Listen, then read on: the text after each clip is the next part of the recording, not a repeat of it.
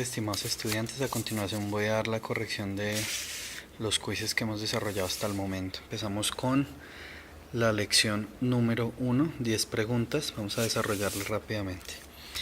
La primera pregunta preguntaba cuál es la principal forma en que un organismo animal produce ATP, y la respuesta era sintetizarlo a partir de adenosina difosfato o ADP. Recordamos que todo esto está ligado a el proceso de fosforilación oxidativa que observamos acá, y básicamente ese ADP que ustedes ven acá proviene de procesos anabólicos, es decir, procesos de construcción, o sea, de síntesis de moléculas grandes a partir de moléculas pequeñas. Imagínense que cada ladrillo de esto es una molécula pequeña, y para construir este muro se necesita energía. Esa energía va a ser ese cemento que pega ese muro, y ese cemento básicamente es una molécula de ATP. Cada vez que se pega un ladrillo con otro, se gasta esa molécula de ATP y se convierte en ADP o adenosina difosfato. ¿Cómo vamos a sintetizar ATP a partir de ADP? Pues básicamente por la acción de la enzima ATP sintasa. Ahorita vamos a ver qué significa y cuál es su papel. El punto 2 decía: la enzima requerida para formar ATP se denomina, pues ya lo dijimos, ATP sintasa o ATP sintetasa. La pregunta 3 decía: la forma en que se activa la enzima encargada de la formación de ATP es. ¿Cómo se activa esta enzima que denominamos ATP sintasa? Ella es una enzima que está presente, está atravesada en la membrana celular, ¿cierto?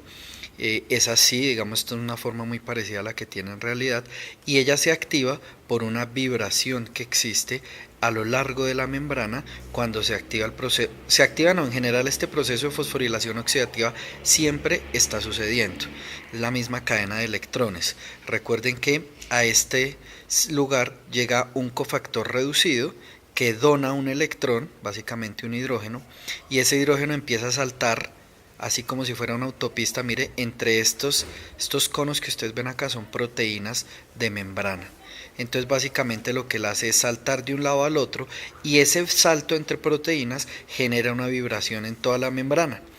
Esa vibración, como ese temblor, hace que se active esta enzima, y si se activa la ATP sintasa, pues básicamente la célula va a tomar las moléculas de ADP y las va a convertir en moléculas de ATP. La pregunta 4 decía: el proceso de fosforilación a nivel de sustrato se puede resumir ¿cómo?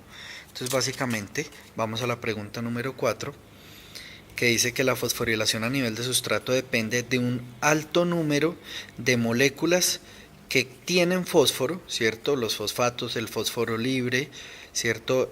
Aquí por ejemplo tenemos la ribosa fosfato, y básicamente ellos van a dejar por todos los procesos metabólicos algunos residuos tipo fosfato que se van a convertir en ATP cuando yo lo uno a una molécula de ADP. Es sencillo, si yo tengo una molécula de adenosina difosfato, es decir, dos fosfatos, y le uno una molécula de fosfato, se me va a generar la molécula de ATP. Entonces básicamente eso es lo que se denomina la fosforilación a nivel de sustrato.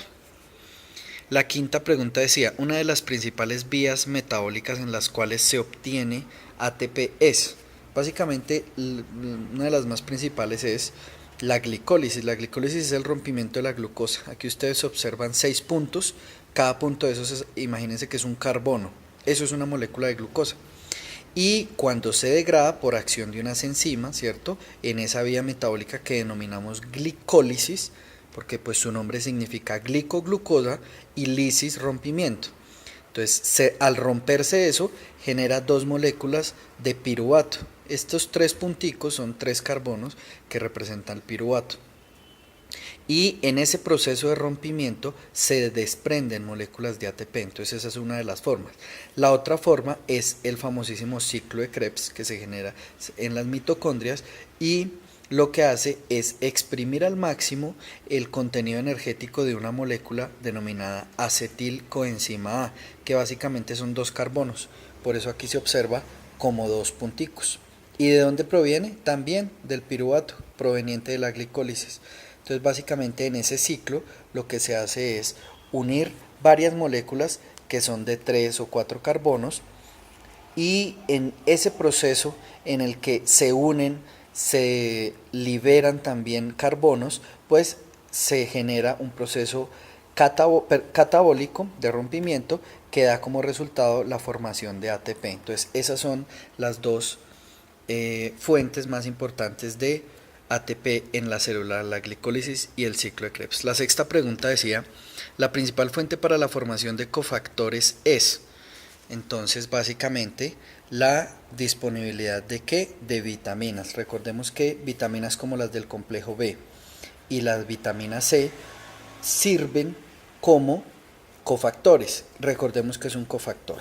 Toda reacción tiene como objetivo convertir A en B, es decir, convertir un sustrato A en un producto B, y eso lo hacen las enzimas. Recuerden ustedes también que las enzimas son proteínas. Ahora bien, las enzimas son ayudadas o su trabajo se ve acelerado por los cofactores. Y dentro de los principales cofactores encontramos las vitaminas. Entonces esa es la respuesta. La séptima me pregunta, los citocromos son proteínas de tamaño pequeño ubicados en las membranas celulares y su importancia en la cadena de electrones es, recordemos que la cadena de electrones es la misma fosforilación oxidativa que veíamos anteriormente.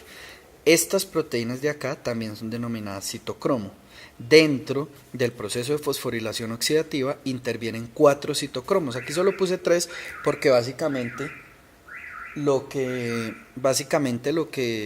generan ellas es como una autopista, por eso les puse aquí este avisito como si fuera una carretera, en donde ese electrón va a viajar, va a saltar de un lado al otro y eso va a generar una vibración. Y ya recordemos para qué sirve esa vibración. Entonces básicamente la importancia de esos citocromos es que transfieren electrones de la cadena de electrones. ¿Y ese electrón qué es? Es ese hidrógeno que provenía del cofactor NADPH. La octava pregunta decía, la forma en la cual un cofactor presenta un mayor contenido de energía es. Entonces esta imagen para que se la graben, básicamente un cofactor, aquí tenemos el NADH, nicotinamina, adenina, dinucleótido, tenemos la forma reducida, es decir, cuando tiene hidrógeno, y aquí tenemos la forma oxidada, es decir, cuando ha perdido ese hidrógeno. Aquí esta molécula tiene mayor concentración de energía, por tanto el cofactor que se utiliza es este. Imagínense un fósforo, ¿cierto? Cuando un fósforo nuevo con la cabeza rojita es así, reducido. Y cuando ya tenemos un fósforo quemado es así, oxidado. ¿Ok? La novena pregunta, ¿los cofactores redox como el NADH o el NADPH funcionan de qué manera? La respuesta es aceptando o donando electrones o hidrógenos. Básicamente, aquí tenemos el ejemplo del NADH. El NADH puede convertirse en esto, ¿cierto? En NADH más H, es decir, él puede recibir un cofactor. ¿Esto cuándo sucede? Cuando se tienen vías catabólicas, es decir, en reacciones en donde yo tengo moléculas grandes y las convierto en chiquitas, las rompo. Pero ¿qué pasa en las vías anabólicas, en las que yo tengo una molécula de 3 carbonos, por ejemplo, pequeña, y la convierto en una más grande como de 6 carbonos? Esas son vías anabólicas en donde va a suceder todo lo contrario. Este cofactor va a donar, ¿cierto? Va a liberar ese electrón y va a quedar oxidado. Entonces de eso se tratan los cofactores redox, que pueden donar y recibir electrones. La última pregunta decía, con respecto a los cofactores, se puede afirmar que, ojo con los cofactores, existen la mayoría de vitaminas del complejo B son cofactores, pero también, por ejemplo, la vitamina D, la misma vitamina C es un cofactor, y algunos minerales como calcio, magnesio, manganeso, zinc, yodo, incluso el cromo, ¿cierto? El cobre, sirven como cofactores. Entonces, ojo, los cofactores no siempre son vitaminas, pueden ser minerales. ¿Ok? Entonces con eso concluimos la lección 1.